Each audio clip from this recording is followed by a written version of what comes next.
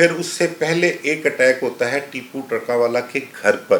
وہ اپنے گھر میں سویا ہوتا ہے, اس کے گھر کی بیک پہ جو ایک گھر ہے وہاں سے ایک شخص جو ہے وہ پھلانگ کر ٹیپو کے گھر داخل ہونے کی کوشش کرتا ہے, لیکن وہ کامیاب نہیں ہوتا, وہ نیچے گر جاتا ہے, اور وہ جب گرتا ہے تو محلے دار جاگ جاتے ہیں, شور پڑ جاتا ہے, وہ بندہ پکڑا جاتا ہے.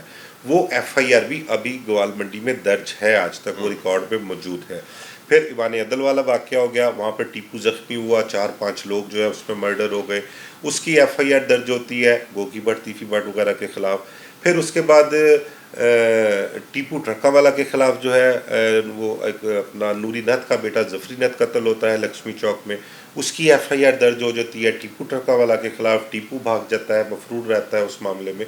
تو یہ سلسلہ بڑی دیر سے ان کا چلا آ رہا ہے. ان کی کوشش رہی ہے ہمیشہ سے کہ ایک دوسرے کے خلاف کہیں نہ کہیں کوئی ایف آئی آر درج کروا دے, یا کوئی بھی شرارت کا موقع ہاتھ سے نہیں جانے دیتے تھے. پھر اس کے بعد 2010 میں ٹیپو ٹرکا والا ایئرپورٹ پر اٹیک ہوتا ہے, وہ مرڈر ہو جاتا ہے, اس کی ایف آئی آر درج ہوتی ہے ان کے خلاف, گوگی بٹ, تیفی بٹ وغیرہ کے خلاف. تو یہ سب بھاگ جاتے ہیں, مفرور ہو جاتے ہیں.